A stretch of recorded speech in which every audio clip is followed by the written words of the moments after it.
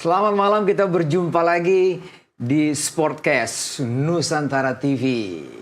Malam hari ini kita membahas soal sepak bola jelang pertandingan Indonesia melawan Filipina. Telah hadir di studio pengamat sepak bola, sangat berpengalaman di dunianya di bidang jurnalistik. Bung Rais, apa kabar Bung? Baik, Bung Boy. Posisinya habis main bola nih sepertinya nih ya. Dari kayaknya habis merumput ini. Habis merumput. Iya, merumput di mana Bung Rais? Persiapan untuk menonton timnas besok biar lebih semangat. Sebentar, kalau posisi main bola itu posisinya apa Bung Rais nih? Bek atau gelandang. Wih. Tapi nggak selihai sama Coach Enal. Kalau Coach Enal udah tenang banget. Kita langsung perkenalkan. Telah hadir juga gelandang mantan timnas, sangat juga berpengalaman, Bung Francis Wewengkang. Apa kabar, Bung? Baik, Om Boy. Sehat-sehat nggak? Sehat. Sedap. Selalu sehat. Oke. Nah, kalian berdua kita juga bertiga mau ngobrolin soal timnas untuk besok. Pertandingan yang sangat penting. Melawan Filipina. Bung Rais, kalau berkaca dari pertandingan melawan Vietnam kemarin, tentunya Anda punya catatan juga ya. Ada plus minusnya. Betul. Ada hal yang mungkin menurut kacamata Anda ini perlu sekali dibenahi secara detail atau secara important ya, secara penting sekali di situ. Nah, kedepannya menghadapi Filipina, dari apa yang kita lakukan melawan Vietnam, Anda punya pendapat atau catatan apa? Begini, kalau melawan Vietnam kita berkaca dari dua pertandingan sebelumnya melawan Myanmar dan Laos ya, secara pertahanan sebenarnya lebih rapi.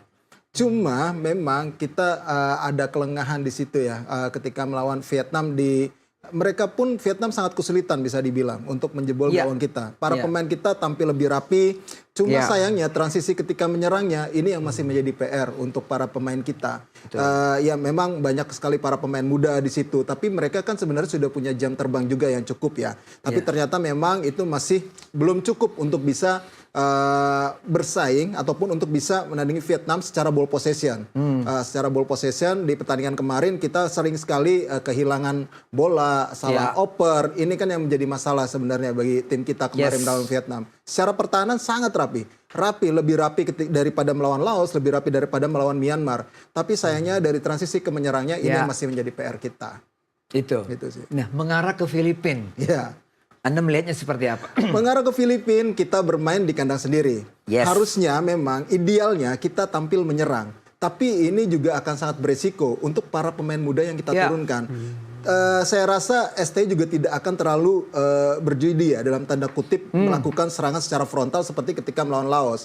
Ketika melawan Laos kita menerapkan pertahanan yang sangat tinggi dan dua pemain back sayap kita telat untuk turun ataupun transisi ketika serangan balik dari lawan. Lawan Filipina bisa dibilang kalau boleh saya bilang kualitasnya mungkin Filipina para pemain lebih berpengalaman, mungkin agak sedikit di atas daripada Laos. Nah, ini akan berbahaya kalau misalkan melawan tim seperti Filipina kita menerapkan seperti lawan Laos terlalu terbuka ya. Tapi biar bagaimanapun saya melihatnya secara pertahanan kemarin sudah rapi, tinggal bagaimana Coach Sinteyong ini membenahi lagi dari sisi penyerangan aja. Udah itu aja sebenarnya. Dan harus klinis ya di depan gawang karena ini yang menjadi tuntutan sekali ketika menghadapi Filipina. Peluang sekecil apapun itu akan sangat berharga dan harus dimaksimalkan menjadi gol. Kalau tidak menjadi gol akan sangat bahaya buat kita.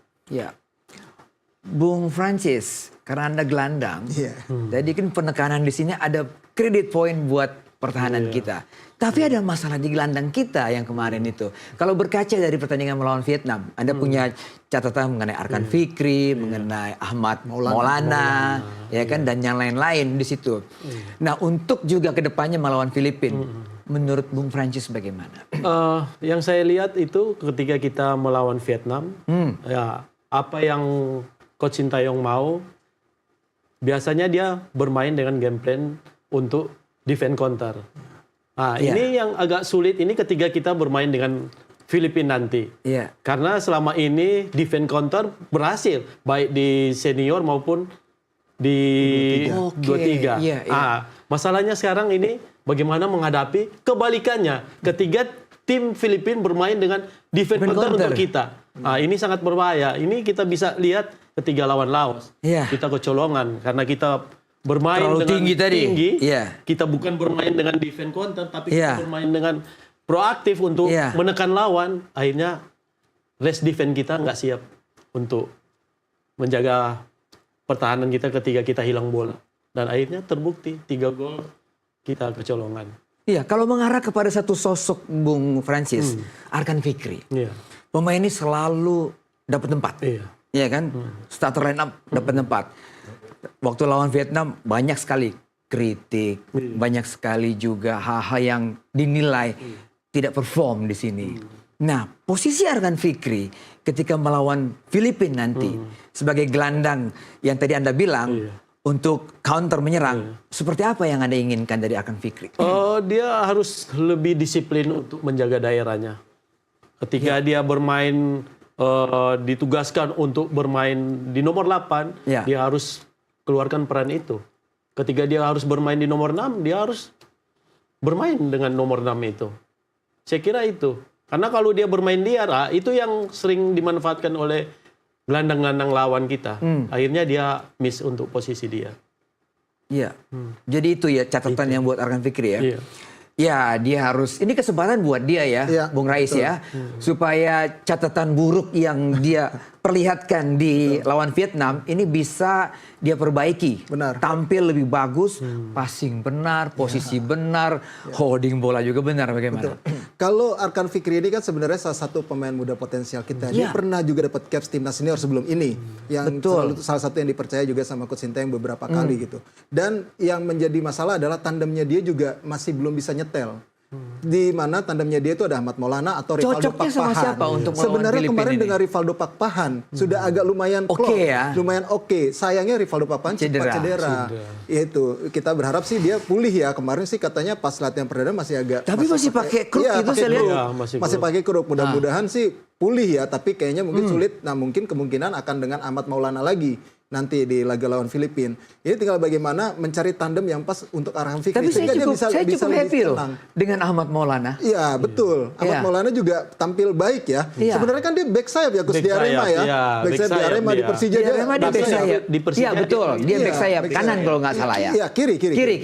Ya. Tapi dia ditempatkan gelandang bertahan sama Coach STY. Ini peran yang lumayan baru juga mungkin buat Ahmad Maulana, tapi dia bisa menjalankan dengan baik. Nah ini tinggal bagaimana klopnya, chemistry-nya dengan Arkan Fikri aja nanti. Kalau kemarin yang Anda lihat waktu lawan Vietnam selama dia ditarik keluar juga. Iya ya. Sempat ya? Kayaknya enggak ya. Iya.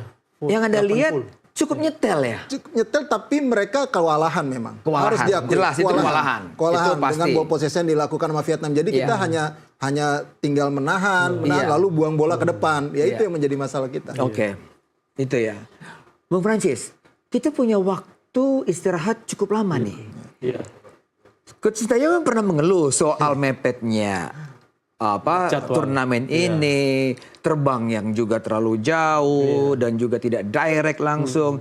Tapi sekarang di Solo kita punya 5 hari, justru Filipina yang cuma 2 hari, baru berangkat kemarin atau hari ini mungkin mereka berangkat. Nah ini kan kondisi yang cukup menguntungkan buat timnas. Ini keuntungan bagi tim kita ini. Apalagi kita bermain di hadapan penonton kita sendiri. Kan? Jadi saya berharap sih Coach STY memang harus benar-benar memanfaatkan situasi ini dengan melakukan pressing mulai dari menit awal. Pressing mulai dari menit kita awal. harus tekan dia dari menit awal untuk membuat dia makin kelelahan. Karena dengan recovery 2 hari, saya kira pemain belum ada di top formnya. Sip. Kita bicara lagi soal bagaimana posisi, bagaimana kekuatan Filipina nanti setelah pariwara berikut ini. Kita tetap di Sportcast Nusantara TV.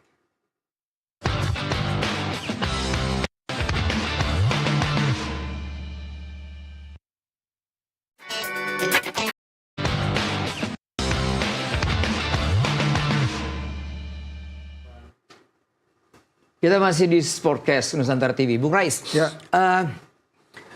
kita fisik pasti oke lah ya pemain kita dengan istirahat yang cukup. Tapi persoalan besok adalah bagaimana mental pemain kita. Ini persoalan yang juga krusial ini. Benar. Ya kan? Ya. Gimana? Iya, kalau melihat ini memang adalah perang mental ya bisa dibilang. Nanti pada laga terakhir itu pasti perang mental. Bagaimana para pemain muda kita harus bisa dibangkitkan lagi motivasinya. Setelah kemarin kalah lawan Vietnam, bisa dibilang kalahnya dalam tanda kutip terhormat lah kemarin lawan Vietnam. Betul. Karena banyak yang berekspektasi kita bisa kalah telak sampai Kita jadi lumbung gol. Iya, jadi lumbung gol. Ternyata tidak. Anak-anak itu bisa tampil dengan baik. Nah, tinggal bagaimana melawan Filipina ini tampil di kandang sendiri, mereka bisa terus menjaga mentalitas itu untuk bisa memenangkan pertandingan. Yang penting menang aja dulu, mau 1-0, 2-1, yang penting menang. Mental untuk menang sih yang penting. Karena kita nggak boleh bergantung dengan pertandingan lain. Vietnam lawan Myanmar gitu loh. Ini akan sangat berbahaya buat kita kalau tergantung pertandingan lain. Kalau misalnya hasilnya seri, Vietnam sama Myanmar gitu, ini akan berbahaya buat kita gitu. Iya, Bung Prancis juga pernah menghadapi situasi seperti ini kan ya. Dituntut harus menang di depan pendukung sendiri dalam situasi yang genting seperti begini. Nah, sebagai pemain yang juga pernah merasakan juga dalam usia under 22 ya, U22, mengatasinya seperti apa? Selain juga support dari pelatih dan tim. Dibutuhkan ketenangan. Ketenangan. Ketenangan. Seorang Jadi, Ahmad Maulana juga harus tenang. harus dibutuhkan Fikri tenang, ketenangan. Ferrari Walaupun tenang. mereka punya tenaga yang sangat luar biasa, tapi mereka harus kontrol itu. Karena ketika mereka mempunyai tenaga yang luar biasa tetapi tidak terkontrol, itu yang akan jadi bumerang bagi tim kita. Kita harus tenang, dan ketenangan itu biasanya dapat pengalaman di dalam pertandingan. Iya, harus butuh ketenangan. Pemain-pemain seperti Arkan sama Struik, Marcelino dibutuhkan untuk membimbing pemain-pemain yang lain agar mereka tidak terlalu bernafsu karena bisa jadi bumerang. Iya. Seperti itu. Bung Rais, kalau 30 menit kita belum cetak gol, ya bahaya biasanya juga. frustrasi, iya benar-benar. Akan frustrasi sih biasanya. Mental di situ. Mental di situ memang akan berperan ya. Kesabaran seperti apa anak-anak ya? Benar-benar. Ini yang akan menjadi ini tugas coach STY ya sih sebenarnya untuk menjaga mentalitas itu untuk tetap para pemainnya tidak sampai frustrasi ya. Ketika dituntut misalkan mereka harus mengejar gol cepat melawan Filipina. Kita kejar gol cepat dulu nih. Tapi kalau tidak bisa mencetak gol 20 sampai 30 menit, nah ini yang harus bisa disiapkan lagi rencana kedua dari coach STY gitu untuk menghadapi Filipina agar bisa meraih kemenangan. Karena biar bagaimanapun ini para pemain muda. Rafael Struik ketika di senior dia menjadi andalan, beberapa kali tidak mencetak gol tapi tetap konsisten permainannya. Kemarin ketika melawan Laos dia sampai frustrasi kan, sampai ingin memaksakan diri melewati tiga pemain lawan yang seharusnya itu tidak perlu dilakukan oleh Rafael Struik, tidak efektif lah bermain seperti itu. Nah ini yang mungkin yang akan ditanamkan lebih utama oleh coach STY adalah soal mental itu untuk bisa menjaga konsistensi mereka biar tetap stabil. Gimana Bung Prancis? Posisi 30 menit kita belum mencuri gol. Pressure tetap ada di situ anak-anak muda ini. Ya kan tekanan dari penonton, tuntutan juga ada banyak. Seperti apa kondisi kayak begitu kalau kita dihadapi oleh pemain? Iya, yang seperti saya bilang itu kita nggak bisa untuk memaksakan.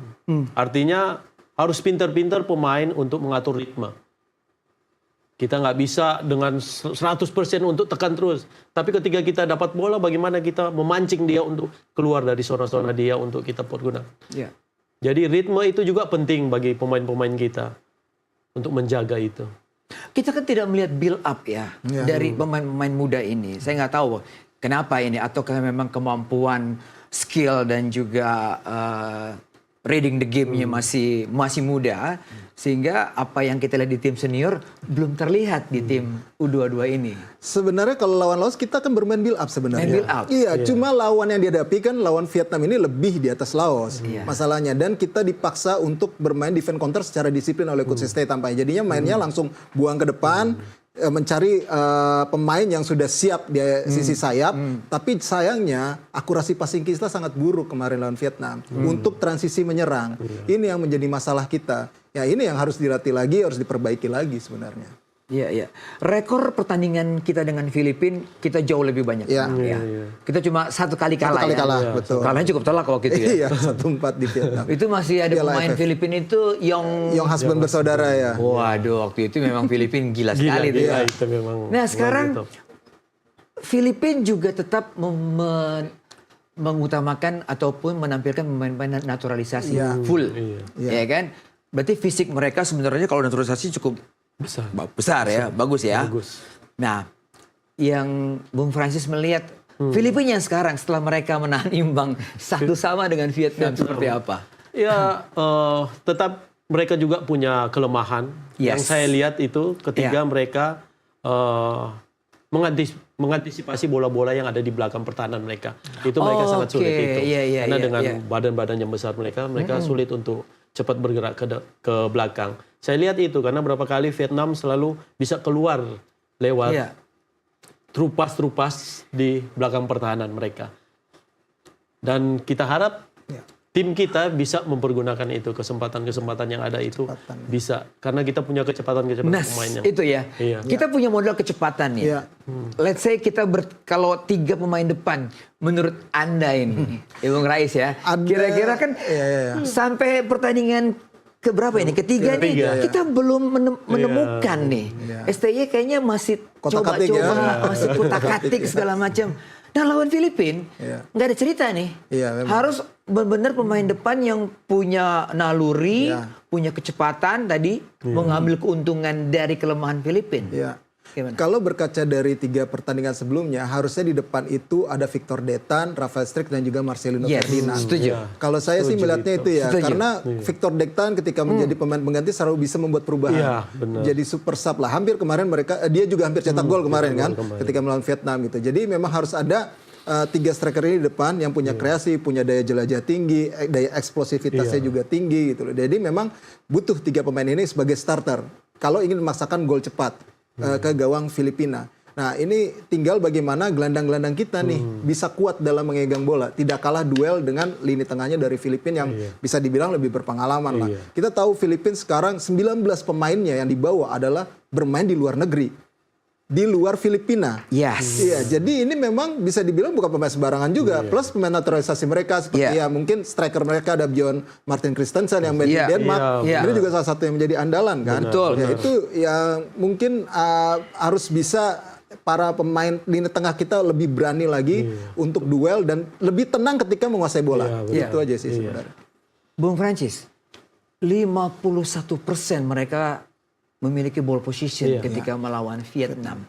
Ini artinya secara organisasi permainan mereka cukup baik, ya kan? Walaupun Vietnam memainkan 7-8 pemain cadangan, tapi tetap aja Vietnam, ini kan ya.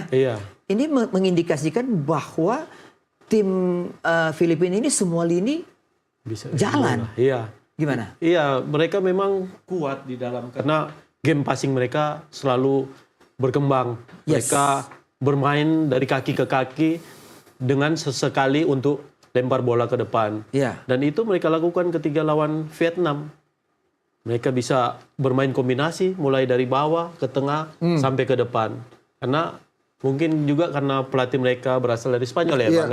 Jadi filosofi Spanyol itu keluar untuk selalu bermain tiki-taka itu. Itu yang diterapkan mereka. Mereka berani untuk bermain. Dengan pengalaman semua pemain yang bermain di liga luar, tentunya bisa mengaplikasikan apa yang diinginkan oleh pelatih. Benar, apalagi mereka kan sudah terbiasa ya bermain di kompetisi luar negeri yang lebih sustain yang lebih baik dalam secara kultur. Ya tentunya levelnya juga tinggi di Eropa beberapa, terus ada yang di Asia juga yang memang di level atas tapi itu ya di Thailand, ada di Malaysia juga.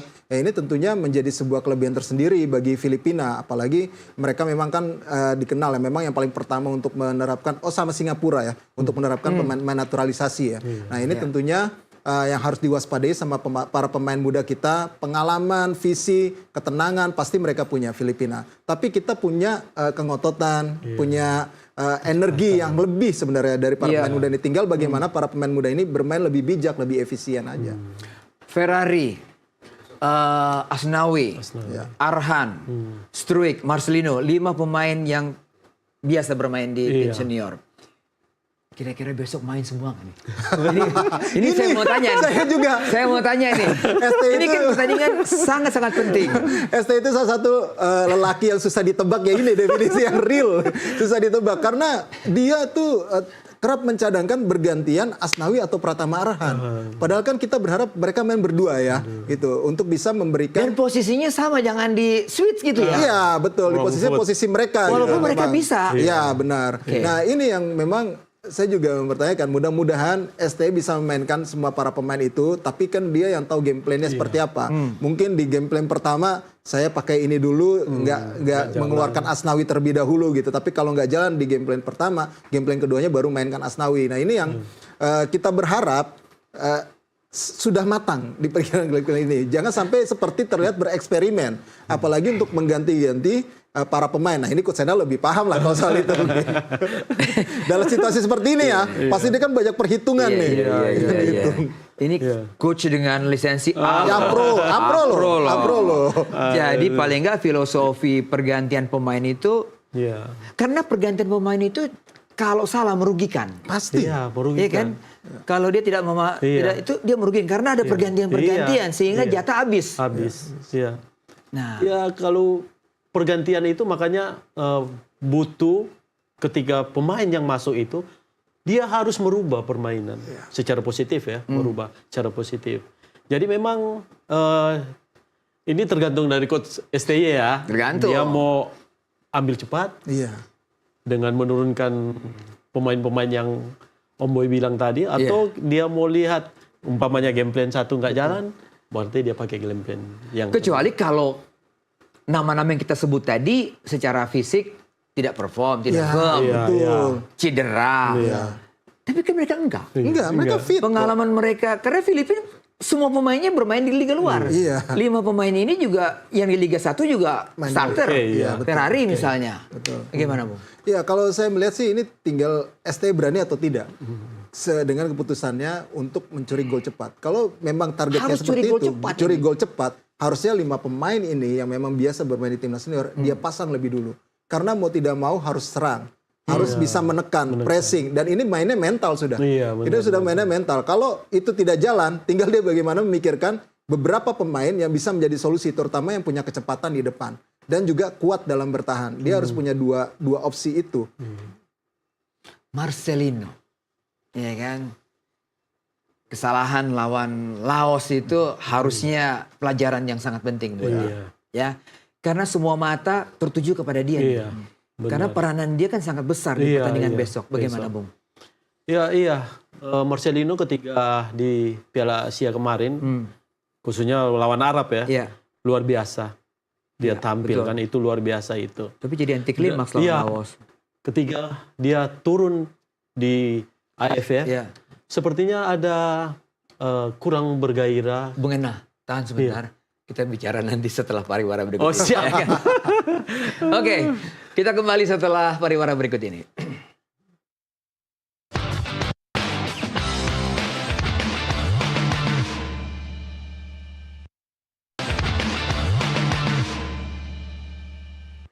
Masih di Sportcast Nusantara TV. Bung Enal, teruskan Bung Enal soal Marceng. Iya, ini kan pemain yang menjadi andalan buat tim nasional kita ini. Pemain muda yang potensial sekali. Tapi memang ketika dia setelah di Piala Asia kemarin, ketika dia masuk di tim ini, kayaknya dia terlalu memikul beban yang besar untuk mengangkat tim ini.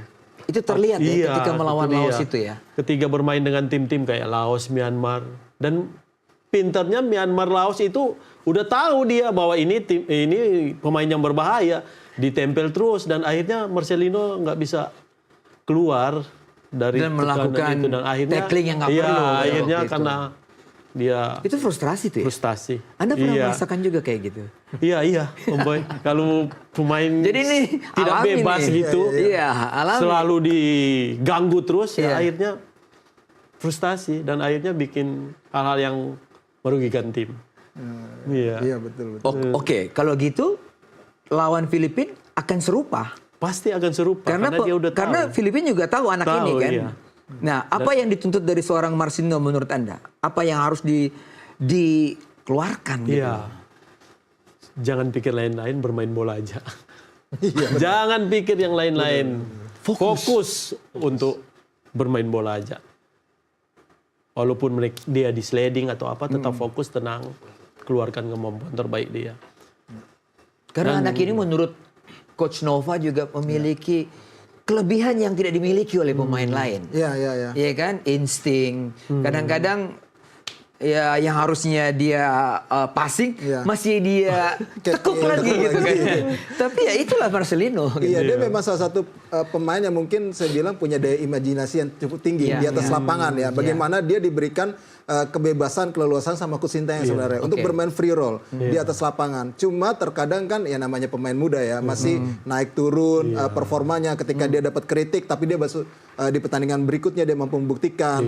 Sempat dapat kritik juga ketika melawan China, kemudian beberapa pertandingan sebelum lawan Arab. Tapi akhirnya ketika lawan Arab dia benar-benar mampu membuktikan apa yang menjadi tanggung jawab dia. Kan Coach Sintayong juga sudah ungkap bahwa sebenarnya Marcelino ini bermainnya tidak sesuai arahan dia, di luar dari strategi dia gitu. Beberapa kali sempat pengen diganti, tapi dia bilang jangan ganti saya bakal cetak gol. Ternyata dia buktikan itu gitu, dan itu yang memang menjadi salah satu kelebihan sebenarnya bagi Marcelino. Ya mudah-mudahan dia semakin dewasa ya, dengan dia berlatih sudah mungkin sekitar 3-4 tahun di Eropa sekarang. Harusnya bersama klub dia sudah semakin dewasa dan beban ini bisa dia manage dengan baik ya. Ya memang bagaimanapun dia masih usia muda sih sekarang. Bung Enal sebagai gelandang, siapa yang menguasai dua tim besok, yang menguasai lini tengah di midfield? Dia lah yang bisa berpeluang untuk menang misalnya ya kan. Nah, Filipina ini punya trio Reyes, Baldisimo dan Bailey. Waktu lawan Vietnam mereka firm banget. Firm banget. Megang bola bagus, pergerakan bagus. Ya kan, reading the game yang juga bagus. Kita akan bertemu dengan gelandang kita. Arkan Fikri, Ahmad Maulana. Kita belum tahu nih. Maulana atau Faris ya? Atau si siapa namanya? Faris. Betul. Janadin Faris. Janadin Faris. Bagaimana nih pertarungan di lini tengah yang Bung Enal lihat? Kalau saya lihat secara pengalaman, saya kira pemain kita kalah sama mereka. Kalah kalau secara pengalaman ya. Dalam mengatur tempo, dalam memainkan bola itu di lini tengah, mereka kalah. Tapi yang punya kita itu yaitu fighting itu punya tenaga, punya kecepatan. Kalau dia nggak terlalu cepat, tapi pinter di dalam memainkan bola. Siapa yang menjadi gelandang box to box menurut Anda besok? Mungkinan yang akan Arkan Fikri masih terkam sini. Kemungkinan masih Arkan Fikri. Iya, Arkan Fikri atau mungkin nanti tugasnya berganti ke Ahmad Maulana. Sebenarnya kan kemarin yang akan bertugas itu Ahmad Maulana atau Rivaldo Pakpahan untuk tukang gapraknya bisa dibilang. Nah, sementara Arkan Fikri ini untuk menjadi seperti di playmaker. Dia langsung mengalirkan bola ke depan atau menjadi pengatur irama permainan, mendelay permainan. Nah, ini yang harus bisa dapat tandemnya Arkan Fikri yang memang benar-benar tepat gitu. Kemarin Janadin Faris, kalau misalnya Janadin Faris dipasangkan dengan Arkan Fikri barengan, dua-duanya sama-sama tipikal di playmaker. Tukang senang giring bola. Senang giring bola. Apalagi Janadin Faris ya. Tampaknya kalau dia lari bawa bola pengen di-tackle aja bawaannya sama lawan. Iya, ini mudah-mudahan bisa bermain lebih efektif lagi. Iya. Ini kan kritikan dari netizen ini individualistis lah, terlalu banyak megang bawa bola, passingnya nggak nyampe, jarak antara pemainnya begitu jauh. Bagaimana nih Bung Enal? Memperbaiki dalam waktu yang hitungan 3-4 hari. 5 hari. Saya kira memang kerja keras Coach STY untuk memilih. Saya harap sih Rivaldo bisa sembuh dan dia bisa menjadi partner dari Arkan Fikri. Karena Rivaldo di Borneo dia bermain sangat baik sekali di Liga 1. Iya, Borneo. Rivaldo. Lini tengah kita melawan yang tadi saya sebutkan, terutama Reyes tadi. Iya, memang harus ada yang berani untuk merebut bola ya. Selain Arkan Fikri ya, jangan sampai dia sendirian berjuang.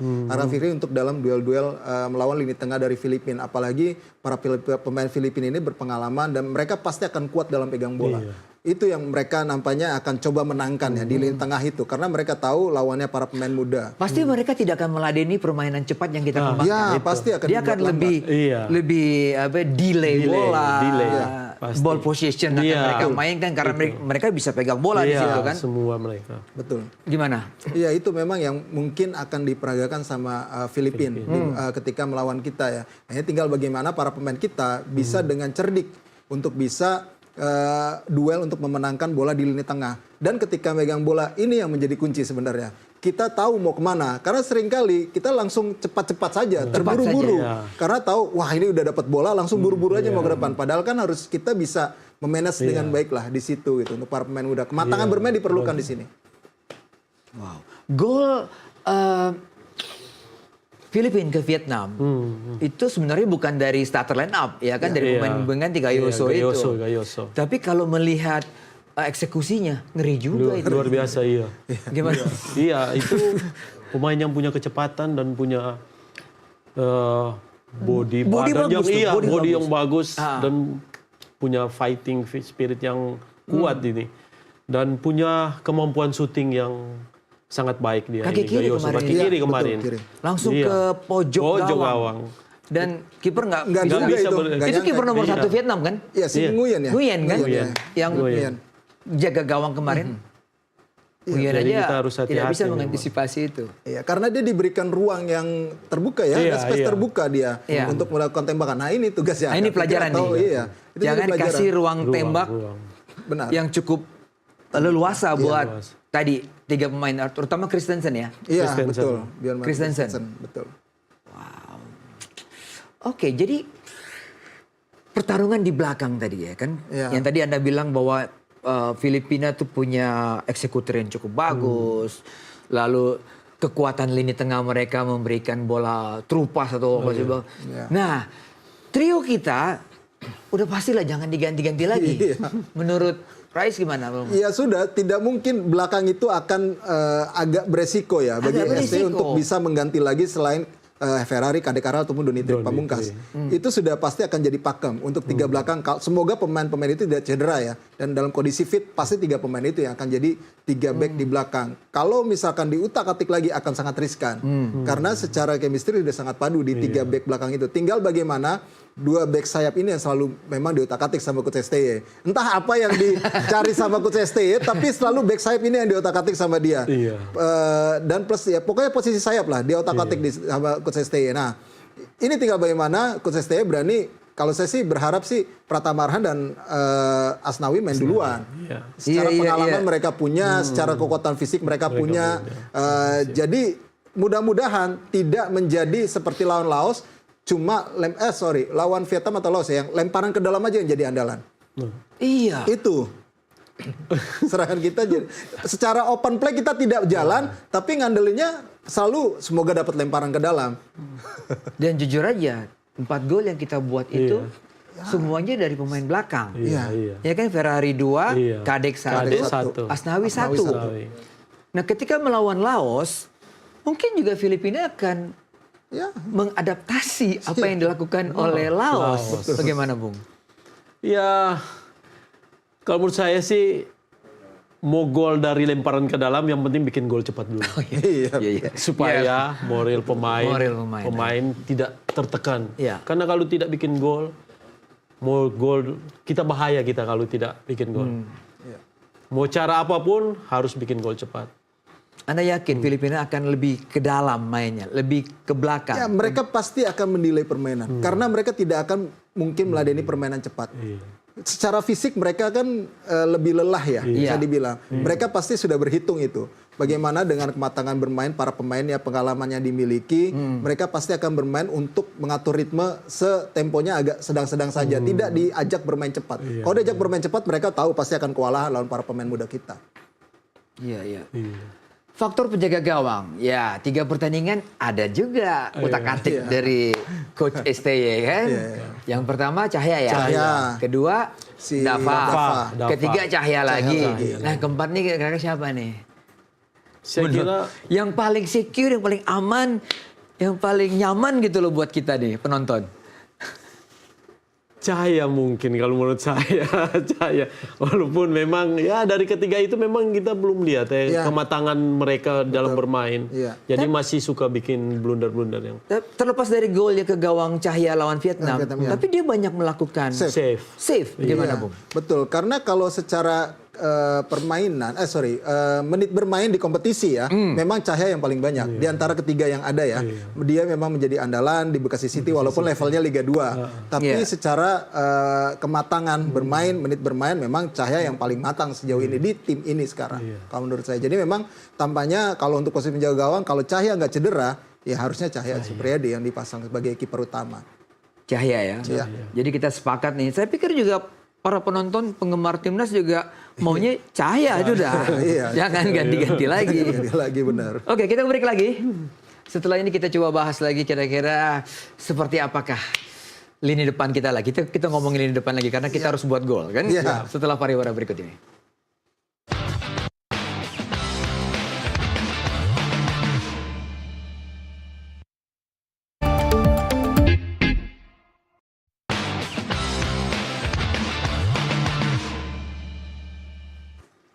Kembali ke Sportcast Nusantara TV. Bung Rai, sebelum kita bahas tentang timnas, kita bahas yang grup sebelah nih. Thailand lolos ya? Thailand kalau dari hitung-hitungan harusnya lolos ya. Dia menang lawan Kamboja harusnya ya. Malam ini lawan Kamboja main di kandang sendiri harusnya menang Thailand.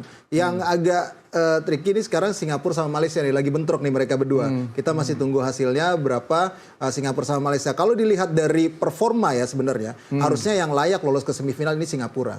Kalau dari performa. Karena Malaysia dengan para pemain naturalisasinya. Mereka, saya nggak tahu ya. Mungkin mereka sedang dalam masa penurunan ya. Penurunan mental. Berganti pelatih. Sudah pasti ada pelatih baru yang akan melatih mereka setelah Piala AFF ini gitu. Jadi memang Malaysia ini sedang butuh pembenahan lagi di dalam internalnya mereka sendiri sebenarnya. Ada seperti krisis kepercayaan diri dari para pemain. Kalau kita menang besok, apapun hasilnya antara Myanmar melawan Vietnam, kita tetap runner up kan ya? Berarti posisi kita akan melawan Thailand. Thailand sendiri kuat. Thailand sendiri memang banyak dihuni para pemain yang memang berpengalaman ya, walaupun dia juga melakukan regenerasi, tapi para pemain ya naturalisasinya juga ada yang mereka bawa gitu. Nah, memang Thailand ini salah satu juga tim yang siap untuk menghadapi Piala AFF kali ini dan serius ya. Seperti Vietnam yang sekarang sedang menjalani di grup kita gitu. Bung Enal, 3-4-3 masih tetap baku ya. Kalau kita lihat ya. Tapi ada nggak alternatif kira-kira yang Anda pikirkan sebagai seorang pelatih? Apakah bisa berubah jadi 3-5-2 atau 3-4-2-1 dengan menempatkan Struijk di depan? Kalau benar yang tadi yang dikatakan oleh Rais bahwa 3 depan itu adalah Struijk, Lino dan juga Detan. Berarti Detan dengan Lino di belakang Struijk.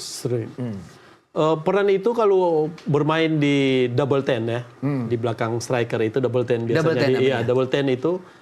Kalau Marcelino bisa berperan untuk memainkan posisi itu. Tetapi pemain lain seperti Deltan, dia lebih banyak untuk bermain di sayap. Jadi saya kira Coach STY akan berpikir untuk menerapkan strategi. Apakah dia mau pakai 3-5-2 dengan Struijk sama Hoki sama Marcelino yang ada main di belakang 2 striker itu. Tergantung bagaimana Coach Persoalan kita kan tidak ada semacam semacam Tom Haye-nya lah di tim U22 ini kan ya, yang visinya dengan passing-passing ajaibnya gitu loh. Nah, Marcelino sebenarnya punya kapasitas untuk itu. Apakah juga bisa kemungkinan Marcelino juga lebih ke belakang? Iya, itu bisa berdampingan dengan Akran Fikri. Iya, itu pernah dicoba MST, Marcelino dijadikan gelandang bertahan. Pernah di timnas senior ya, beberapa kali ya dia diplot untuk menjadi gelandang bertahan untuk membantu pertahanan. Tapi memang Marcelino ini kan tipikal dia bukan pelayan murni ya, dalam tanda kutip bukan penyuplai murni, tapi dia memang salah satu yang punya kelebihan dalam hal ofensif. Ya ini yang punya daya eksplosivitas yang tinggi, daya ledak yang tinggi. Nah ini yang sebenarnya harus dimaksimalkan sama Coach STY. Bagaimana mengakali kelebihan yang ada dari Marcelino Ferdinand. Tinggal penyuplainya ini nih yang harus dicari. Arkan Fikri apakah bisa akurasi passingnya lebih baik dan dia bisa lebih tenang dalam mengalirkan bola. Ini akan menjadi kunci sebenarnya antara di lini tengah. Marcelino biarkan saja dia free roll seperti yang sekarang dimainkan, karena biar bagaimanapun stok pemainnya ini sangat terbatas. Bukan bermaksud untuk underestimatekan yang lain ya, tapi memang harus diakui saat ini stoknya agak sedikit terbatas untuk gelandang bertahan, untuk posisi di nyerang ini. Kalau di era Enal, posisi Marcelino tuh Firman Utinaka, Punario, atau mungkin Uwa dulu ya? Ya, dia seperti Uwa. Seperti Uwa ya kan ya? Iya.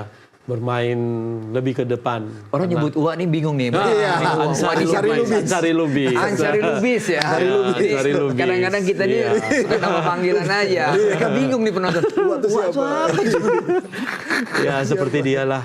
Ansari Lubis ya. Seperti Ansari yang bisa Lubis, pegang bola, bisa kasih bola. Iya, bisa supply dan mengerti keinginan Kurniawan pada waktu itu.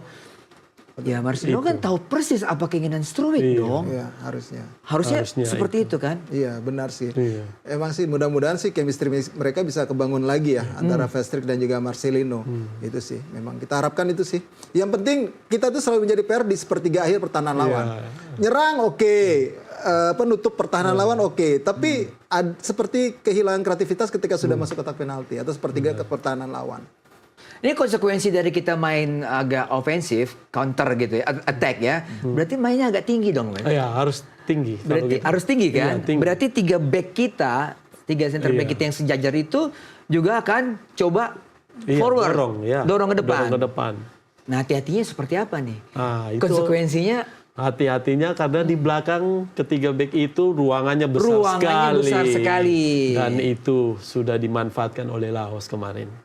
Jangan lagi terjadi hal seperti itu. Artinya ketika kita bermain ofensif, tetap selalu jaga posisi untuk ketika hilang bola. Itu yang dinamakan rest defense itu. Jadi posisi kita ketika kita menyerang, hilang bola, ada pemain-pemain yang menempati posisi-posisi yang kosong itu dan siap untuk antisipasi ketika pemain lawan untuk berikan bola. Jadi komunikasi 3 pemain ini penting banget ya. Komandonya ada di siapa? Di Ferrari? Ferrari pasti. Ferrari ya? Pasti Ferrari. Ya, satu lagi, kita nggak nyinggung Hoki Caraka loh dari tadi. Nah, kita nggak nyinggung Hoki Caraka tadi nih. Ini juga banyak juga catatan-catatan, komentar-komentar mengenai hoki yang agak rada miring ya. Pemain ini sepertinya kok belum menemukan sesuatu yang pas buat dia di timnas. Dan ini dalam tanda kutip kesayangannya STY juga ini. Ya, sering dipanggil ya. Dia selalu pemain muda yang salah satu yang memang sering dibawa sama coach STY. Saya juga bingung ya, kenapa seperti mentok dia kalau di timnas.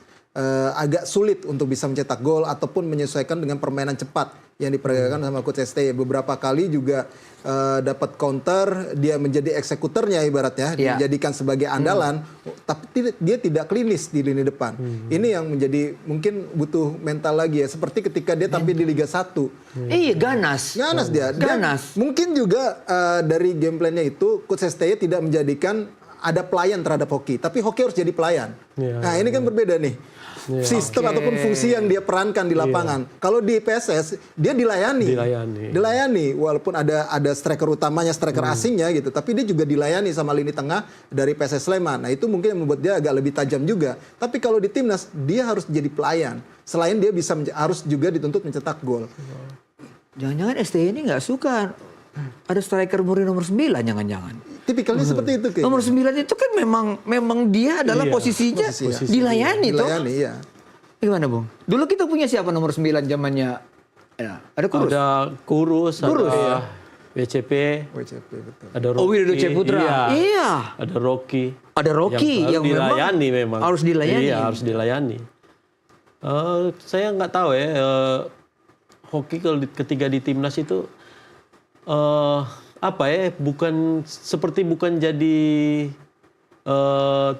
hoki yang diri sendiri. Iya, seperti hilang dia ketika ada di timnas. Tapi sebenarnya dia kan selalu dipanggil. Harusnya dia harus kembali untuk mendapat kepercayaan itu harus dibayar mahal dong dia untuk bertarung. Betul, dia dipanggil terus loh. Ini berarti dia harus lebih responsibility, bertanggung jawab terhadap panggilannya gitu. Benar sih, emang harus lebih fight lagi sih.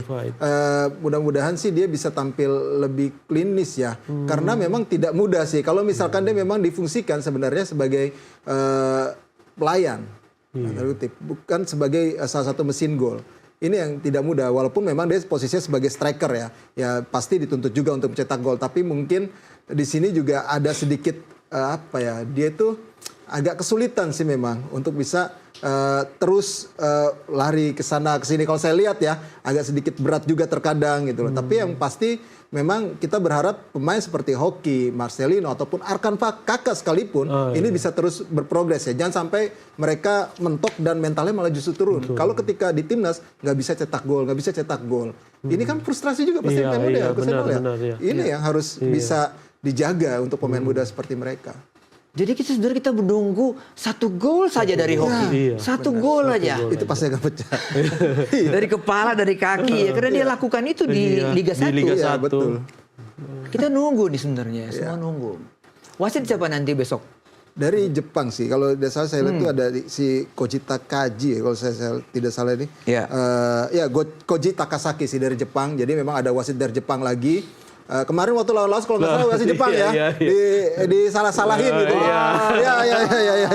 Wasit lawan Jepang. Yang Asnawi itu. Betul. Asnawi yang mau minta penalti itu. Betul. Iya, Jadi memang mudah-mudahan sih ini wasit Jepang ini memang Jepang itu kan penghasil wasit terbaik sebenarnya.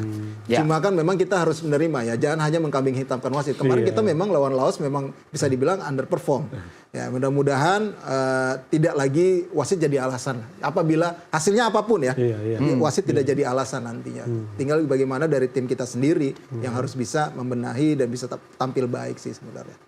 Tadi kalau Rais memilih Lino, Detan sama Struik ya. Ada alternatif lain dari dengan materi yang ada, saya kira kalau bukan 3 itu, ya mungkin STY akan bermain dengan 2 striker. Gimana Hoki sama Strike. Marcelino-nya yang di dalam belakang. Apa yang Bung Enal bayangkan kalau Struik sama Hoki sebagai duet di depan? Ya tentunya mereka kan punya kecepatan, pemain itu. Berdua itu punya kecepatan untuk menusuk pertahanan belakang. Karena kelemahan Filipina yang saya lihat kemarin Vietnam, mereka selalu kasih bola-bola di belakang pertahanan lawan. Dan itu sangat sulit diantisipasi sama pemain-pemain belakang Filipina. Seperti itu. Ya itu kalau melihat dari kemarin lawan Vietnam, kayak 3-5-2 paling pas. Mungkin saat ini ya. Dengan materi pemain yang ada, 3-5-2 itu salah satu yang paling pas. Kemungkinan besar ya, pakai 2 penyerang tadi ya. Pakai 2 penyerang tadi itu memungkinkan. Tinggal bagaimana penyuplai untuk mereka aja.